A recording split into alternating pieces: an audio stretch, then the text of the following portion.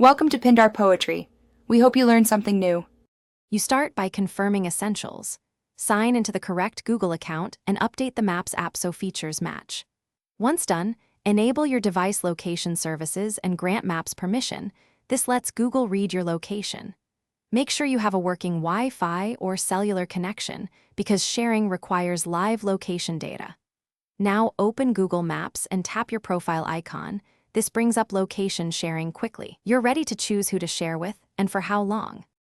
You now choose recipients and sharing parameters. Tap location sharing, then pick a duration, set a fixed time or select until turned off if you prefer continuous sharing. Next, pick contacts from your list or create a shareable link for non-contacts. Links are less private but convenient.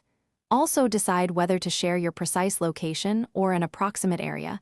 Precise helps meetups, approximate preserves privacy. Finally, confirm the share and watch for the active indicator in Maps. Finish by verifying recipients can actually see your location. Ask them to confirm or check their presence on the map. When you want to stop, return to location sharing and tap Stop. This revokes access immediately. If sharing fails, troubleshoot. Restart the device to reset location services, recheck app and system permissions, and ensure Maps is updated. Then resend the invite or link. If problems persist, toggle Wi-Fi and cellular off and on. This often restores the connection needed for sharing. Thanks for watching. Consider subscribing if we helped you.